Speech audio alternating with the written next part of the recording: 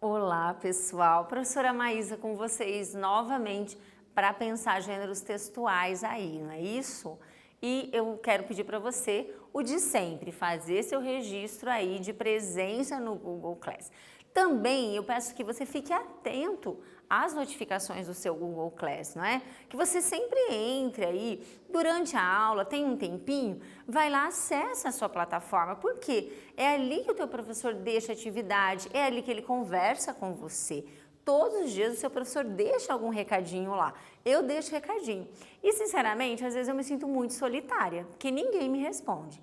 Então, eu gostaria muito que você, os meus alunos principalmente, né, me respondessem. E você também responda o seu professor, faça algum comentário. Às vezes ele faz uma pergunta lá no mural e fica lá no vácuo, coitado. Então, o que você deve fazer? Vamos interagir, não é, gente? Porque ali é a nossa sala de aula, por enquanto, e vamos fazer dela um lugar legal para a gente aí tá aprendendo também, tá certo?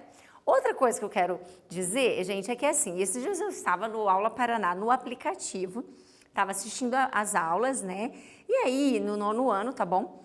E eu vi aqui que o Aula Paraná, tem Aula Paraná 04, ele está conversando com os alunos, respondendo, interagindo. E eu vi que os alunos interagem, eu achei muito legal. Então eu queria dar parabéns para os alunos que estão interagindo, assistindo a aula, participando. E também eu queria agradecer, né? O Aula Paraná 04, que eu não sei quem é, mas eu queria agradecer porque eu achei muito bacana. Para os alunos é muito legal conversarem, terem esse feedback, conversar com alguém durante a aula. Então isso faz muito bem. Obrigada por deixar nosso ambiente aí de estudo EAD um pouco mais legal, mais tranquilo, mais afetivo, tá bom? Então vamos começar a nossa aula agora? Vamos lá. A nossa aula de hoje, ela vai trabalhar com tirinha, mantendo a nossa discussão. Eu acho que você não vai se importar da gente manter, porque você gosta do gênero HQ, gosta de tirinhas, que eu sei, então vamos continuar um pouquinho mais, tá certo? A gente vai falar de regência nominal também, tá bom? Então vamos lá? Vamos entrar no tema. Vocês lembram do Punk Afonso, que a gente falou aula passada? Então, ele está de volta aqui nessa aula. Então, a gente tem ali uma tirinha, eu coloquei aqui os quadrinhos e a gente vai para um exercício para entrar no tema. Olha lá, a tirinha aqui, eu vou lá para o primeiro quadrinho. Vai me dizer que isso é arte, né? O Punk Afonso está bravo. E aí você tem Mona Crespa aqui. E aí você tem a tela que ele está olhando, eles estão aí visitando uma exposição. E aí você tem o personagem respondendo para ele: arte não se discute, Punk. E no segundo quadrinho: como não? Olha isso, que horrível, que coisa horrível, medonha. Olha o Punk aí nervoso. Terceiro quadrinho: isso é um espelho, Punk. E aí você tem essa brincadeira e aí ele tem lá, sei, né? Uf. Então aí agora esse finalzinho aí de humor, beleza? Vamos lá? Vamos lá, exercício 1, eu vou dar um tempo para você. Eu não vou ler agora, você vai ler sozinho e vai responder. Coloque a data de hoje, exercício 1, letra A, letra B, responda a lápis aí no seu caderno e a gente volta para conversar.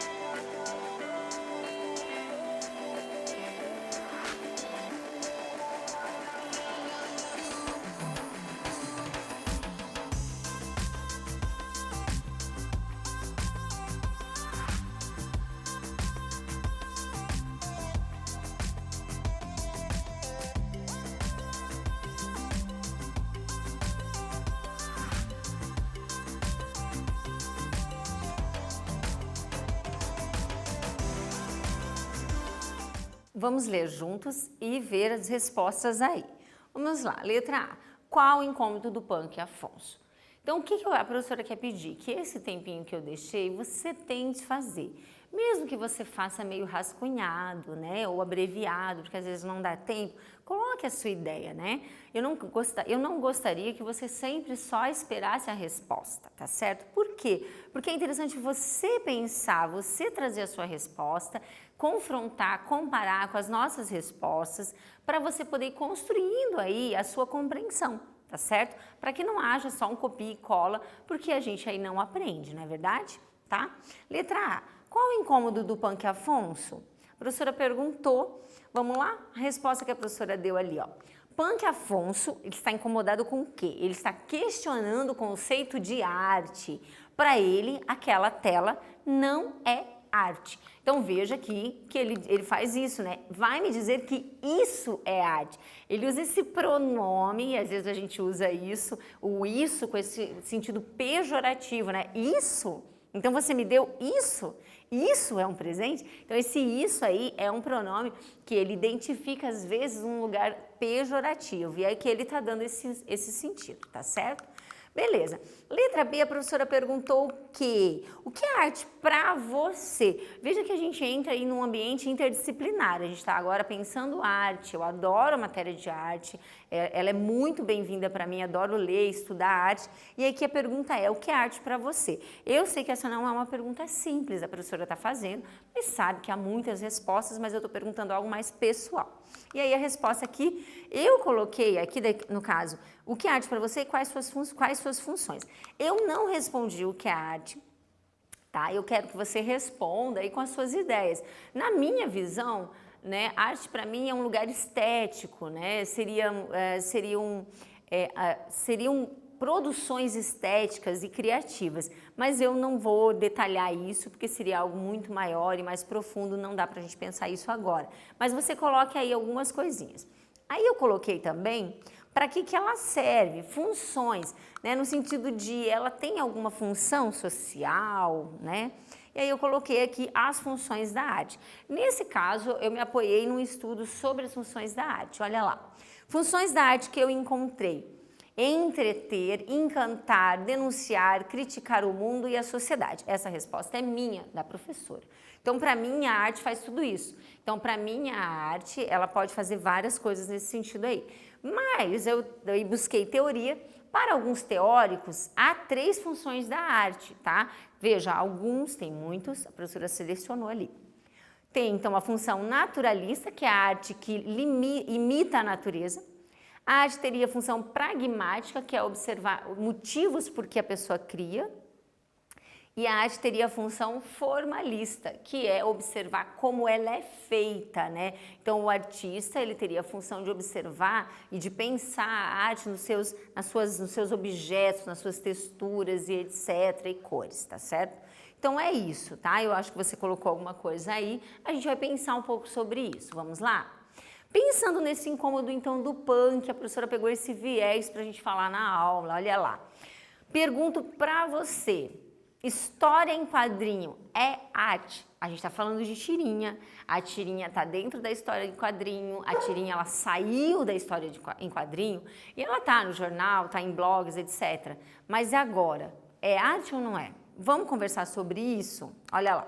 Eu peguei um material bem interessante sobre isso para a gente conversar sobre a história em quadrinho e essa evolução dela. Vamos lá. A volta por cima das HQs. Vamos ler comigo? O desenvolvimento das ciências da comunicação e dos estudos culturais, a partir da década de 1960, possibilitou que os meios de comunicação fossem vistos de forma menos apocalíptica. O que eu tenho aqui nesse texto? Que antigamente, até a década de 60, né, anos atrás, nós víamos, né, de modo geral, teóricos, intelectuais, estudiosos, viam os meios de comunicação, incluindo a HQ, como lugares vulgares e não de valor, e não artísticos. A partir da década de 60, com os estudos culturais, principalmente nos Estados Unidos, que começou essa discussão, o que aconteceu? Eles começaram a pensar a TV, pensar o rádio, pensar os meios de comunicação como lugares de cultura, estabelecendo outros conceitos de cultura, né? Ou seja, a cultura não só elitista, uma cultura que está nos ambientes sociais variados. E aí a gente tem a HQ entrou aí nesse viés. Veja lá, as HQs, continuando, acompanharam essa tendência, que atingiu também a televisão, o rádio e os jornais. Elas passaram a receber a atenção das elites intelectualizadas e a ter destaque no sistema global de comunicação. Continuando, tendo seu aspecto artístico reconhecido e valorizado. Então veja, agora a HQ, junto com esses outros meios de comunicação, começou a ser pensado como um lugar artístico, né? Claro, começou, a gente vai ver isso. Os europeus foram os primeiros a enxergar o potencial dos quadrinhos como artefato cultural e artístico. Pode-se dizer que aí se deu o início de um processo de legitimação cultural dos quadrinhos, atualmente bem avançado. Infelizmente, no entanto, muito há de ser feito até que os quadrinhos sejam vistos no mesmo patamar das outras artes, como a literatura, pintura, arquitetura, teatro ou cinema. Eu retirei de um estudo que o Vergueiro fez em 2018 sobre histórias em quadrinho, esse material que eu achei bem bacana para trazer para a gente. Vamos lá, vamos conversar sobre isso que a gente acabou de ler, né? Então vamos lá. Esse é um texto teórico sobre história em quadrinho e a gente vai interpretar também. Veja lá, exercício 2, leia novamente. Você vai ler e vai responder a letra A, 2A no seu caderno e a gente volta para conversar.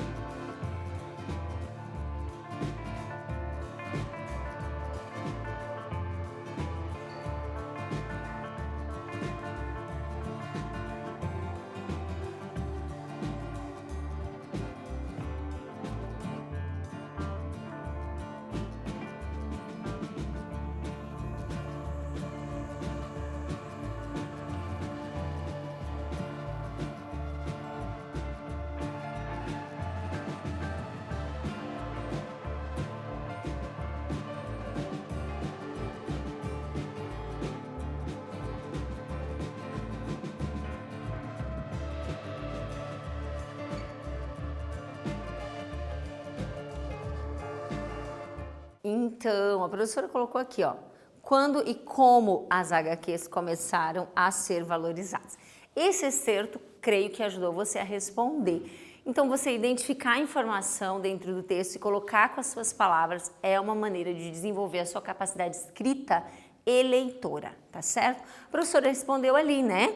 Quando que elas começaram a ser aí mais valorizadas? A partir da década de 60, com a ampliação dos estudos culturais e seus estudos sobre os meios de comunicação, como a TV e o rádio, certo? Os estudos culturais são estudados bastante com a galera que faz publicidade, o pessoal do marketing, o pessoal da comunicação estuda muito esse momento histórico do desenvolvimento das ciências dos estudos culturais, tá certo?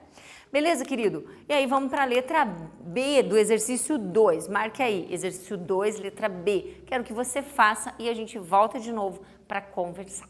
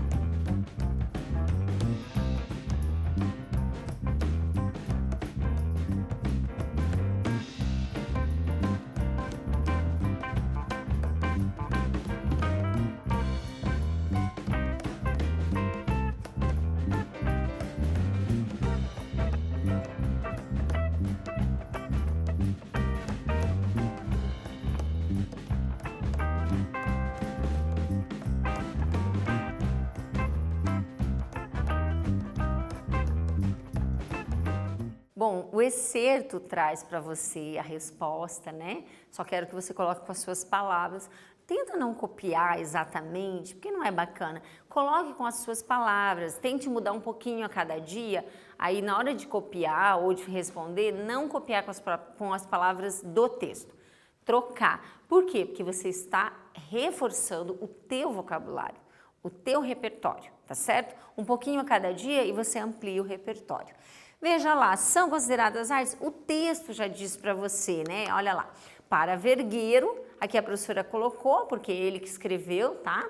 Aqui, ó, a gente colocou já aqui. Para vergueiro, as HQs ainda não são postas no mesmo patamar, não estão no mesmo nível, não são consideradas no mesmo nível que outras artes. Essa informação é linguisticamente marcada pelo uso do advérbio infelizmente, né? Quando ele marca para nós aí que ele considera, tá certo? Beleza, querido? E agora vamos conhecer um pouquinho mais a fundo o Punk Afonso, tá? Já que a gente está falando desse autor, já que a gente está usando as tiras dele, então vamos conhecer um pouquinho mais. Vamos lá?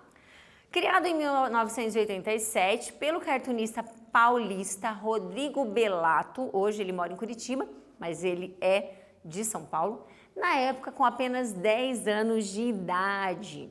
10 ou 9, né, a gente viu ali. Punk, como ainda era chamado, apareceu pela primeira vez em fanzines e pequenas exposições em São Paulo. Olha lá. Punk Afonso é uma adolescente, vamos conhecer, lembra que a gente fez, a professora fez uma pergunta sobre o contexto, né, desse personagem. Então aqui a gente tem o contexto verdadeiro desse personagem criado pelo Rodrigo. Punk Afonso é um adolescente morador do país de Aieiou, é o país dele, que se envolve em problemas do cotidiano retratados de maneira leve e divertida, camuflados no utópico país de Aieiou. Aqui a gente tem um problema que ele está vivendo, olha lá, veja a tirinha, ele está conversando ali com a namorada dele. Ela diz assim, entenda, Punk, você anda muito repetitivo, e aí ele responde, ok, né? Aí, é como eu digo, não repita tanto as coisas, Punk, tá? E digo mais, pare de repetir e repetir. E você tem a reticência ali. Então veja que esse humor, essa brincadeira aí, desse momento, né, que todos os adolescentes vivem de relacionamento. E aí que na verdade ela que está sendo repetitiva, né? Então a brincadeira aí é essa, beleza? Continuando, um pouco mais sobre o Punk Afonso. Aqui a professora colocou eles dois, né? Aqui o primeiro desenho do Punk Afonso, feito pelo Rodrigo, quando ele era novinho, né? 9 ou 10 anos, e aí na evolução dele. Mora com os avós maternos, Tony Giuseppe e Berenice Giuseppe. Então, achei muito bacana isso, ele morar com os avós, né? A gente sabe que tem muitos adolescentes que moram com os avós, que precisam morar com os avós, e eu achei bacana isso aí. No quarto andar de um prédio da rua principal, no centro do país de Aieiou. Punk gosta de vestir roupas extravagantes, tem um piercing no nariz e com um cabelo azul, e né, tem um cabelo azul escovado para cima, né? Ok? Vamos lá? Exercício. Vamos interpretar esse texto que conta um pouco desse personagem, né, que tem toda uma história e construção. Letra A, letra B, letra C para você. Voltando aí nessa discussão que a gente viu, você já conhece o Punk um pouco, então eu creio que você já consegue responder essas questões e depois a gente volta, tá bom?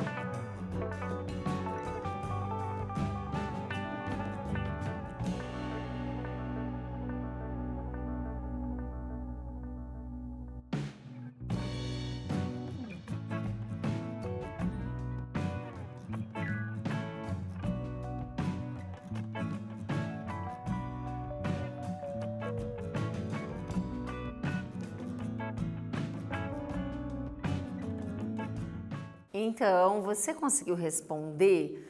A gente já conhece um pouquinho dele, eu creio que você já conseguiu colocar algumas ideias aí, tá bom? Agora vamos lá.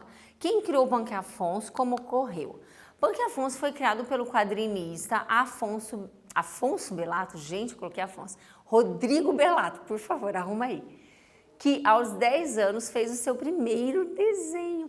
Ali a professora colocou um pouquinho, né, da história dele, eu acho que ele teria algo a mais para falar, mas assim, foi o que a gente conseguiu de informação, que já é bacana a gente descobrir isso.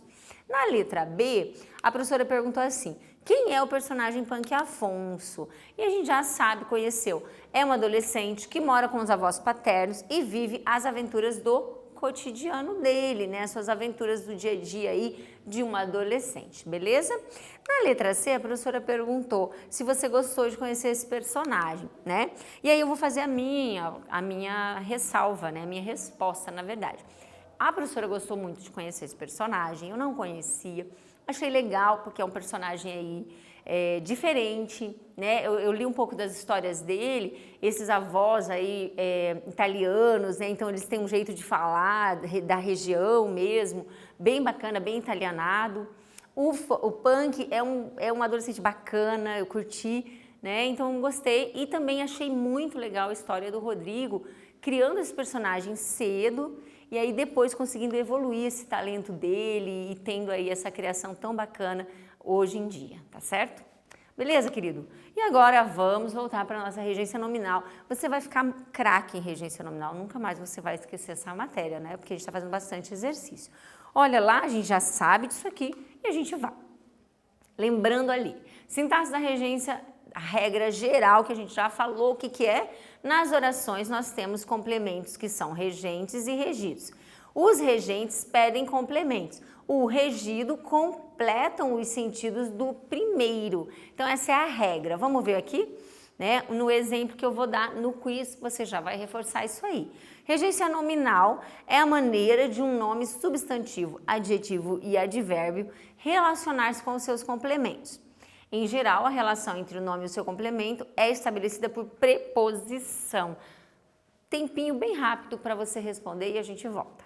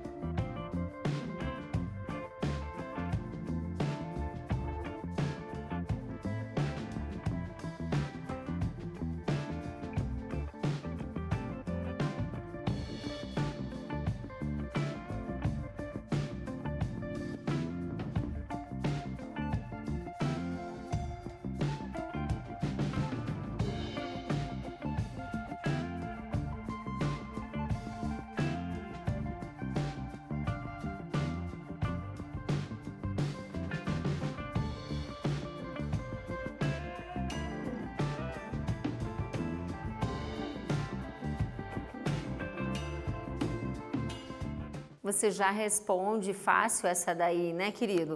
Por quê? Porque a gente já estudou bastante, então verdadeiro, isso está claro para você. Vamos para o exercício 4, que daí está um pouquinho mais complexo aí, eu quero que você tente fazer. Vamos lá. A regência nominal, então, ela sempre tem um complemento preposicionado. Sempre quando tiver exigência de uma regência nominal, vai precisar de preposição, fique tranquilo, vai aparecer, fica a dica aí para você.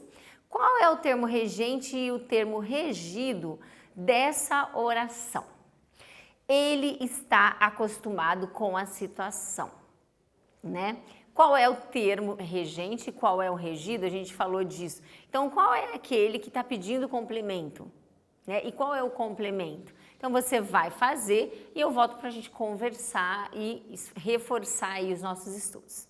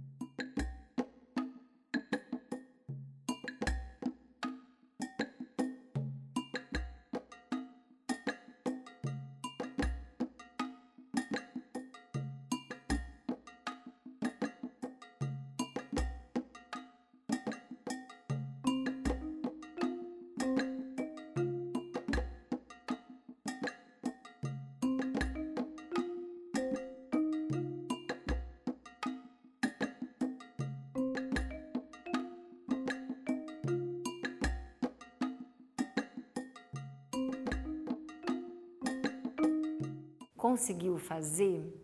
Qual seria, né? Aqui primeiro a gente já vai olhar o quê? Professora, estamos falando de regência nominal, então você vai buscar o quê? Vai buscar o nome para poder ver qual é a exigência que ele está fazendo ali dentro da oração. Então vamos lá? Ele está acostumado com a situação. Veja lá. Qual é o termo regente? Acostumado. Então, acostumado é um adjetivo que pede um complemento. Quem está acostumado com alguma coisa. Então, ali o termo regido, você tem uma preposição e um substantivo. Preposição com, e aí você tem o artigo a, e aí o substantivo situação. Tá certo? Conseguiu fazer? Corrija aí. Belezinha? Vamos para um quiz novamente. Vamos lá? Na oração, ele tem capacidade de estudar sozinho? Sim, nós estamos aprendendo a fazer isso. É importante a gente desenvolver essa capacidade de estudar sozinho, gerenciar os nossos estudos. Sobre a regência do termo em destaque, capacidade. Letra A, capacidade de ou para é a regência? Ou capacidade de para? Volto só para dar a resposta para você.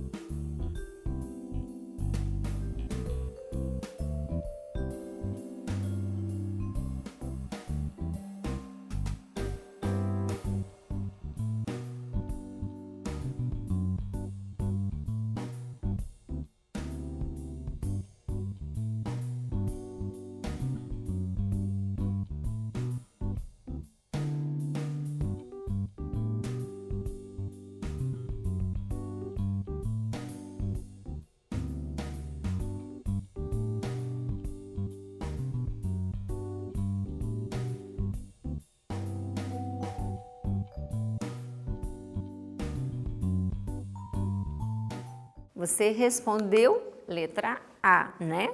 Tá certinho aí, né? Beleza. Eu vou voltar, antes da gente resumir a nossa aula e dar a nossa síntese, eu vou voltar com um extra para você sobre a Mona Lisa, tá? Veja só, a gente viu a tira do Rodrigo, em que ele traz a referência à Mona Lisa, no começo da nossa aula, olha lá. Lembram aqui, ó, Mona Crespa, na verdade é uma intertextualidade, uma paródia aí com Mona Lisa, certo? E aí ele questiona. Mas aí eu vou trazer para você, eu creio que alguns de vocês já sabem, eu vou reforçar, vou relembrar a história desse quadro tão importante, tá certo? Que tá aqui. Né? Mona Lisa, veja só, é um óleo sobre madeira pintado pelo renascentista italiano Leonardo da Vinci entre os anos 1503 e 1506. As suas dimensões são pequenas, tá? Ele não é um quadro, uma tela tão grande, tá? Mesmo sendo uma tela pequena, esta obra, que representa uma mulher misteriosa, se tornou ao longo dos séculos no retrato mais famoso da história da arte ocidental. Gente, Leonardo da Vinci, ele é um gênio, tá? Eu tive a oportunidade de ir a uma exposição dele em São Paulo no ano passado e eu fiquei admirada com as criações dele, com a capacidade dele, né, em todas as áreas, né? Ele é um artista, cientista, então foi maravilhoso. E essa tela realmente foi uma tela que fez muito, é uma tela que até hoje gera muitas questões no mundo da arte, então vale a pena a gente conhecer, saber um pouquinho mais, de repente dar um Google lá e vai aprender um pouquinho mais sobre isso, tá bom? Então vamos fechar a nossa aula. Bom, o que a gente aprendeu? A gente discutiu um pouco mais sobre tira, né, que a gente tá aqui, ó. Discutimos um pouco mais sobre tira, falamos um pouco da história do HQ, porque a tira está dentro da HQ, é dali que ela surge. Falamos também sobre regência nominal e aprendemos um pouquinho sobre história da arte, vimos uma tela bacana e é por aí que a gente vai, não é isso? Obrigada por estar aqui e até a nossa próxima aula.